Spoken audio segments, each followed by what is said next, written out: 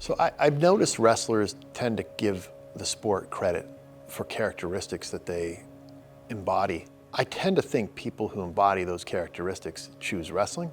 I mean, certainly it builds character in people who don't come to the sport with those things, but I do think it is the type of sport that chases people away who don't have those characteristics. So yeah, I mean, certainly resilience is something John always had, but being a part of that program and wanting to win not just for yourself but for others is just a unique experience, and the selflessness and cutting the weight. He went through all that, and certainly it helped, but I think he wasn't the finished product before the sport took him over, but he was certainly well on his way.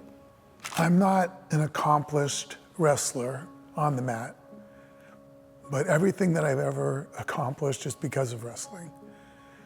It's because of tenacity, it's because of resilience, it's because of strength, it's because of honoring your commitment to yourself and honoring your commitment to the people that you love and care about. That all came from wrestling.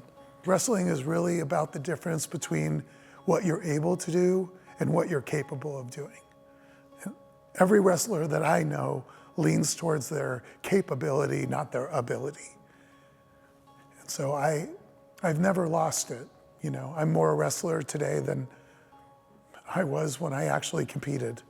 I've carried wrestling with me my entire life.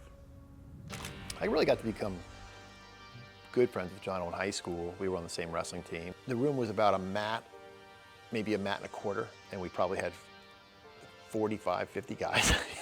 So you didn't get to go all the time. You'd have always, you do shark break, you do groups of 3, groups of 4. We never lost a match for 3 years, and that was in Pennsylvania, so that was quite an accomplishment. In the paper, the Center Daily Times would cover us extensively, and we had what was called Murderers Row, and these were just a group of wrestlers that they weren't going to lose. And I remember before a match, he went out and bought hats for every single person. I found out about the Jono's disease when we had spoken on the phone, and he just sold his company, Asylum Entertainment. We were like giddy. I was giddy for him. I was like, oh my God, it's so it was obviously it did really well, and I'd been following the progress of it, and over the movies and all the things that came out, I was more excited for that than he was, and he was more excited for my wrestling career than I was, and so when he sold it, it was a big deal, and he headed off to DC, and he said, I'll call you when I get back. And I said, all right, because you're starting a program at UCLA or whatever. I was just kidding around. And I didn't hear from him. And I called, left a message, and I called. And finally, last minute, I'm like, hey, what the heck is going on here? Like, don't big time me. All of a sudden, And I don't know, maybe a couple weeks later, he calls me, and the voice is very shallow.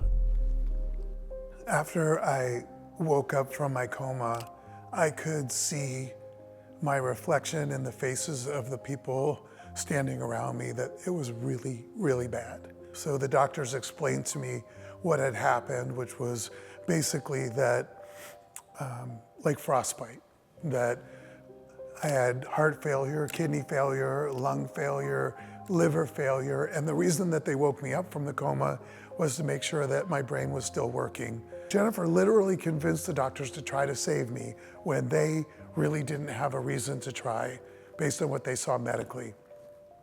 She told them that I would fight really hard and that I would make them laugh, and that it was worth it, and so they tried. And then the doctors explained to me that there were going to be amputations. Nobody wants to hear that we're going to amputate your fingers, we're going to amputate your toes, we're going to amputate you below the knee on one side, and then we're going to have to amputate one of your hands off. That's a really hard truth to take. I said, okay. It wasn't, woe me.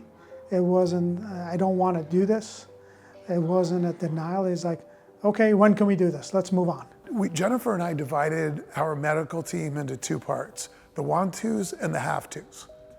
And anybody that had to be there but didn't want to be there, we asked them to be replaced on our team, because I needed I run on positive energy, and I needed the want-tos there. We knew that we were going to do the transplant, so we did his amputations with the final transplant in mind, meaning that we kept the structures long. And then we could reattach everything ideally together and in perfect anatomic alignment. And it was a team, a partnership. It wasn't that much different than my wrestling team. I knew I was capable of doing much more for them than I would do for myself. I just knew that everybody on that team was counting on me to do my best, and I was counting on them. And the results really didn't matter. That wasn't it. It was the effort. So I was trained for that, you know, every day.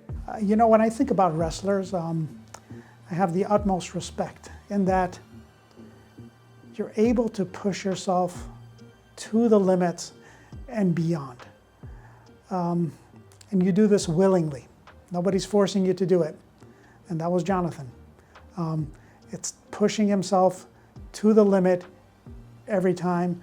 And he is such an incredible, passionate person about wrestling that this was a truly fitting honor to him. He's chronically positive. He's incredibly goal and task oriented. He focuses on what he can do, and he doesn't let anything else get in the way. I still work and produce. I still train every day. I jump somewhere, but you know, I jump 1,000 to 2,000 ropes every day. I train as hard as I can because I know that in my situation, and maybe everybody's situation, that if you're not climbing, you're falling. At least that's how I look at it. So I'm always climbing. Every time he exercises, he's doing a set, he takes himself to exhaustion that he thinks he can't do anymore, and he does a few more, and he does it for his donor, in honor of his donor. And he says, they gave so that I can be better, and I'm going to give for them. And I established a scholarship fund for doctors who want to get into this field from all over the world in his name, the Jeffrey Bauer Fund.